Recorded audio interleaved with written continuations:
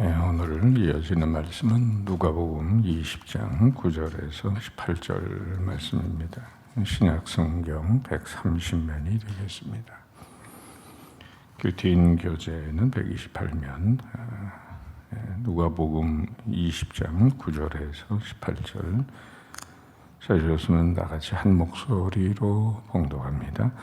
그가 또 이 비유로 백성에게 말씀하시기를 시작하니라. 한 사람이 포도원을 만들어 농부들에게 새로 주고 타국에 가서 오래 있다가 때가 이름에 포도원 소출 얼마를 바치게 하려고 한 종을 농부들에게 보내니 농부들이 종을 몹시 때리고 거저 보내었거늘 다시 다른 종을 보내니 그도 몹시 때리고 능욕하고 거저 보내었거늘 다시 세 번째 종을 보내니 이 종도 상하게 하고 내쫓은지라. 포도원 주인이 이르되 어찌할까? 내 사랑하는 아들을 보내리니 그들이 혹 그는 존대하리라 하였더니 농부들이 그를 보고 서로 의논하여 이르되 이는 상속자니 죽이고 그 유산을 우리의 것으로 만들자 하고 포도원 밖으로 내쫓아 죽였느니라. 그런즉 포도원 주인이 이 사람들을 어떻게 하겠느냐?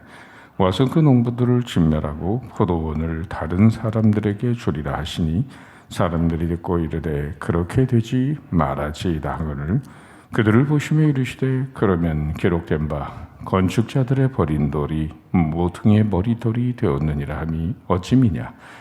무릇 이 돌 위에 떨어지는 자는 깨어지겠고 이 돌이 사람 위에 떨어지면 그를 가루로 만들어 흩으리라 하시니라. 아멘, 아멘.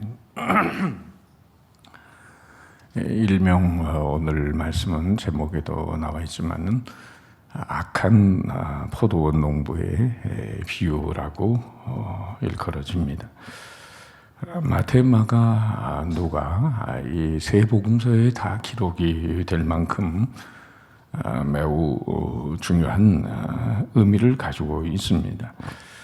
예수님이 십자가 지시기 전에 종말적으로 주어진 예수님의 최후 통첩적인 의미에서의 종말적 메시지라고 말씀드릴 수 있겠어요. 이 말씀은 예수님을 십자가에 못 박으려고 하는 사람들을 앞에 놓고 정면으로 충돌하는 시간에 주신 주님의 귀한 말씀입니다.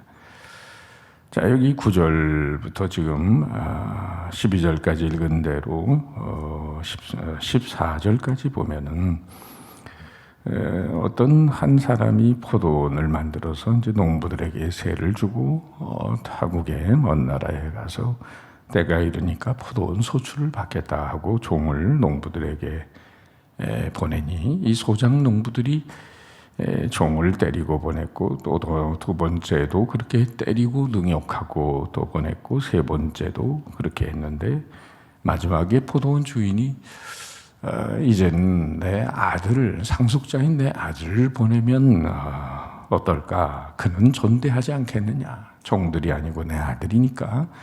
그런데 이 악한 농부들은 서로 의논을 해가지고 저 상속자를 죽여버리자. 그러면 이 포도원이 우리 것이 되지 않겠느냐. 이렇게 악한 마음을 가지고 결국은 그 포도원 농부의 포도원 주인의 아들마저 죽여버렸다. 그래서 결국은 포도원 주인은 그들을 다 진멸하지 않을 수 없는 이런 상황이 되었다는 것이 이 포도원 악한 포도원 농부의 비유가 됩니다. 자, 이 오늘의 이 비유의 말씀은 참 여러 가지를 함축하고 있는데 하나님과 인간과의 관계에서 비롯되는 모든 역사를 처음부터 마지막까지 나열했다고 볼 때 하나님은 어떤 존재냐, 어떤 분이시냐, 이건 이제 조직신학적으로 말하면 여기서 신론이 나오는 거고 또 인간이라는 존재가 도대체 뭐냐, 얼마나 참 이 악한 존재냐, 이 인간론 그리고 죄론 이런 것들이 여기에 또 함축이 되어 있고 그리고 선지자를 보내신 하나님의 의도 뭐 3명이나 보냈고 최후 통첩으로 최후 방편으로 아들을 보냈다. 바로 여기에 구원론이 있어요. 구원론. 인간을 구원하고자 하시는 하나님의 끝없는 자비와 그 은총이 서려져 있는 거고 그 결과 나아가서는 역사의 최후에는 결국은 이 주인이 모든 걸 심판하게 되는 이 종말론이 여기에 게재가 되어 있습니다. 짧은 악한 농부에 대한 비유지만은 사실은 어마어마한 하나님의 진리가 여기에 함축되어 있다 그 말이죠. 거듭 읽으면 인류 역사를 환하게 한눈으로 꿰뚫어 볼 수 있는 그런 말씀이 됩니다. 자, 그래서 도대체 그렇다면은 이들이 이 종들을 때리고 능멸하고 그리고는 마침내 아들까지 이렇게 죽이게 된 이런 배경이 도대체 무엇이냐? 이 주인은 제 종들을 3번이나 보냈는데 마지막으로 이제 아들을 최후의 수단으로 아들을 보내면서도 그 말을 들어주지 않을까 이렇게 생각을 해서요. 하나뿐인 상속자의 아들을 죽이면서 유산 그것을 내 것으로 만들겠다. 참 여러분이 이런 경우를 당한다면 어떻게 행동하시겠습니까? 여러분이 그렇게 뭔가를 운영을 하고 있는데 그 일을 맡겼는데 그게 이제 뭐 월세를 받든지 뭘 받든지 하러 갔는데 사람을 보냈더니 그 사람을 때렸다. 뭐 내가 보낸 그 사람, 심부름 간 사람을 때리기만 해도 나를 무시한 거고 나를 멸시한 게 되기 때문에 보통 사람이라면 가만히 있으려고 하지 않겠죠. 그런데 만약에 아들까지 보냈는데 그 아들을 죽여버렸다. 이건 뭐 여러분 도저히 참을 수 없는 상황이 돼버리고 만 거잖아요. 그래서 뒤에 16절 보세요. 16절에 어떻게 포도원 주인이 결심을 합니까? 다 같이 읽어보죠. 16시절 와서 그 농부들을 진멸하고 포도원을 다른 사람에게 주리라 하시니 사람들이 듣고 이르되 그렇게 되지 말아지다거늘. 자신들이 잘못은 해놓고 이 비유를 들으면서도 그렇게 되지 말아야 되겠다 이런 얘기를 하고 있는데, 자 오늘 이 비유의 말씀을 통해서 몇 가지 우리가 생각해야 될 진리는 뭔가? 첫째는 포도원 주인은 누구세요? 포도원 주인은 바로 하나님이십니다. 그 포도원을 사실 유대 백성들에게 맡긴 거예요. 하나님의 포도원을. 결국은 넓은 의미에서 보면 이 우주라고 하는 이 거대한 그 하나님의 선물을 이 땅에 살아가는 모든 인류에게 사실은 맡기신 거죠. 아담을 처음 창조하면서 창세기 1장 26절 28절에 우리가 잘 아는 대로 생육하고 번성하고 충만하고 땅을 정복하고 다스리라. 하나님의 뜻대로 관리하도록 그렇게 하나님의 그런 세상을 다스리는 하나님의 대행자로 그런 관리자 역할을 맡겨주신 겁니다. 인간에게 그 모든 것이 맡겨졌어요. 원소유자는 그러니까 하나님입니다. 이 지구는 여간빵이고 인간은 전세 들어 사는 기간도 뭐 90년, 100년 길어야 그렇게 되죠. 그렇게 해서 원소유자는 하나님이고 인간에게 애초에 이 지구를 창조하시면서 인류의 시조인 아담에게 이것을 경작하고 다스릴 수 있도록 그렇게 권한을 위임하셨어요. 오늘 우리가 가지고 있는 모든 것이 사실은 하나님의 소유입니다. 창세기 1장 1절에 태초에 하나님이 천지를 창조하십니다. 뭐 아무리 부동산을 많이 가지고 있고 뭐 등기부등본 등본에 많은 것들이 기록되어 있다 하더라도 사실 인생 내가 먹은 것만 내 거고 쓴 것만, 의미 있게 쓴 것만 내 것이지 그 종이장이 무슨 소용이 있습니까? 아무리 많은 땅이 있다고 밤낮 아침마다 뛰어다니면서 내 땅 그리고 땅땅거리고 살다가 죽으면 무슨 소용이 있어요? 다 남의 거 되는 거 아니에요? 수위에는 주머니가 없다 하는 말처럼 인생 빌려 쓰다가 가는 거죠. 예수님도 정말 만물의 주인이시면서도 이 땅에 공생애를 사시면서도 탄생할 때부터 마구간 말구유를 빌려서 태어나시고 공생의 동안에도 여우도 그리고 새도 집이지만은 인자는 머리 둘 곳이 없도다. 그렇게 조용하게 무소유의 나그네 인생을 사시고 마지막 떠나실 때는 아리마대 요셉 무덤까지 빌려서 가신 주님이신데 철저히 나그네로 사시다가 하늘나라로 가셨는데, 이 땅에 우리가 살아가는 그런 인생 여정, 정말 하늘나라를 준비하는 그런 예고편적인 삶을 살면서 우리가 잠시 빌려 쓰고 있는 게 전부 내 것이냐, 그렇게 생각하고 내 마음대로 내 뜻대로 사용하고 내 야망을 성취하기 위해서 살아간다면, 하나님이 지금 이 주인, 그 포도원 주인이 농부들에게 맡기고 그것을 통해서 일할 수 있도록 기회를 주시고, 그걸 통해서 그 남는 것을 주인에게 영광을 돌릴 수 있도록 그렇게 심부름을 받은 인생들인데, 오늘 이 포도원 악한 농부들은 여기 무슨 결심을 하고 있어요? 여기 14절에 보세요. 14절에 보면 같이 한번 읽어봐요. 시작.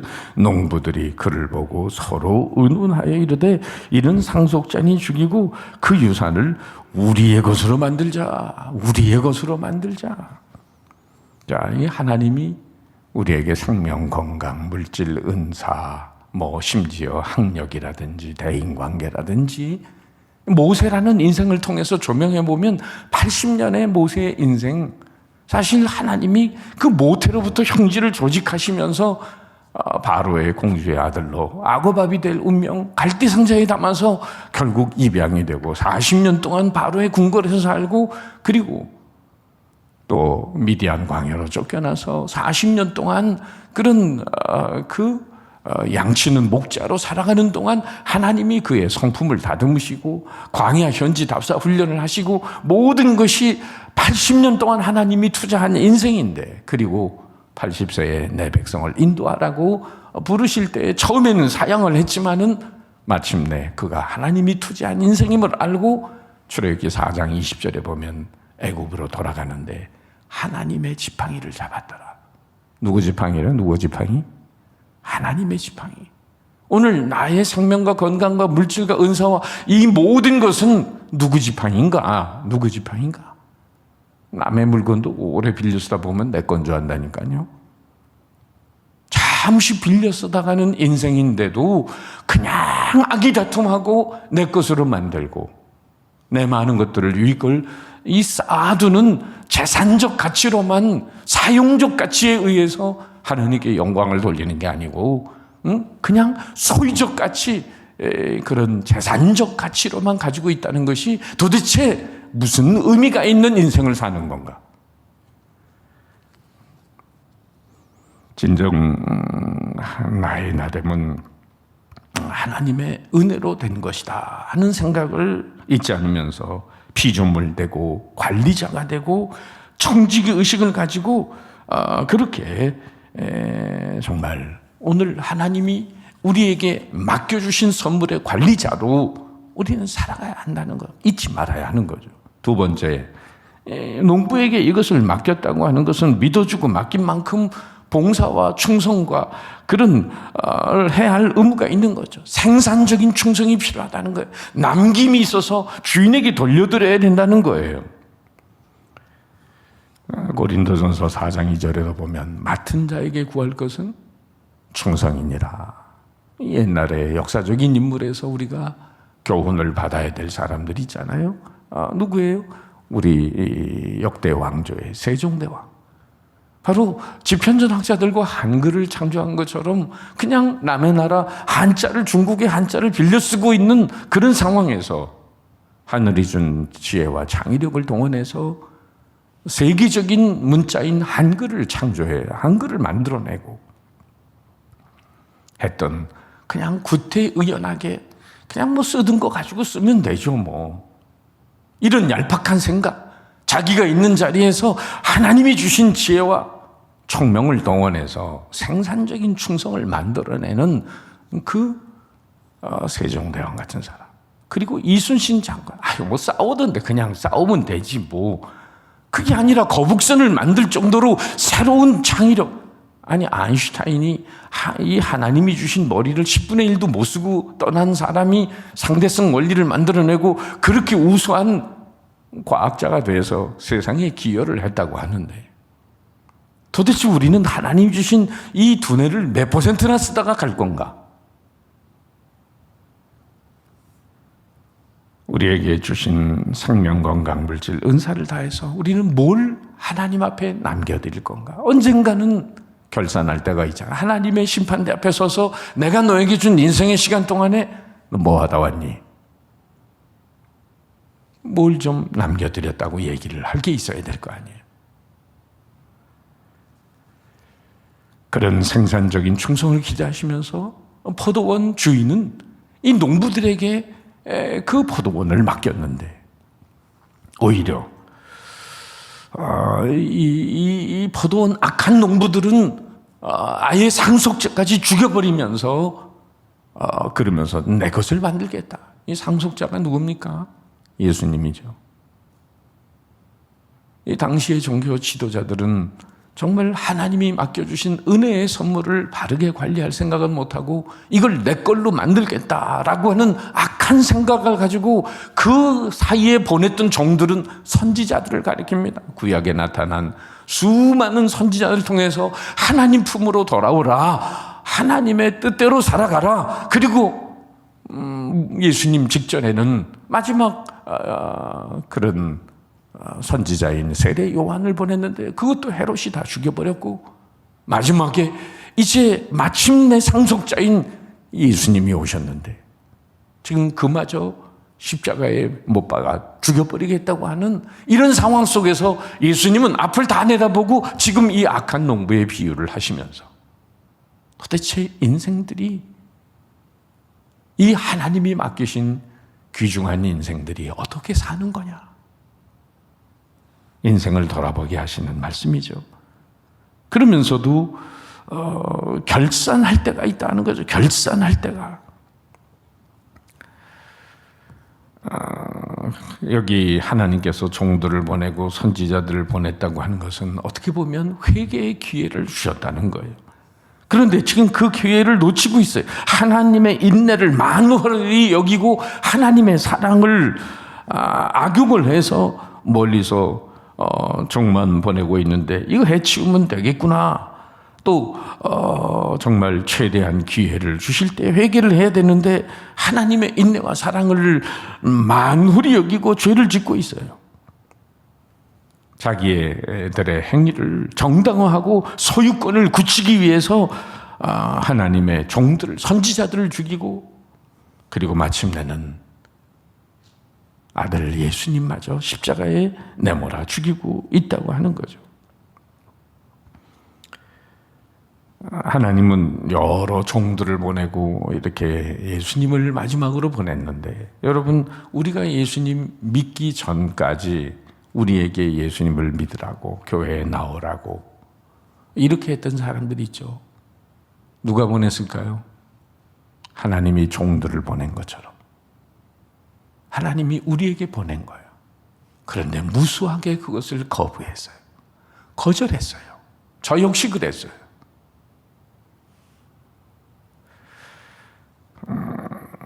그러므로 우린 지금 이렇게 그 주인의 음성을 따라 그 은혜 안에 사는 존재가 되었지만은 여전히 지금 우리가 받은 은혜를 전하려고 하면 여전히 그 복음을 거부하고 자기 뜻대로 살고 자기 야망을 위해 살고 자기 영광을 위해서만 사는 수많은 인생들이 우리 주변에 있습니다.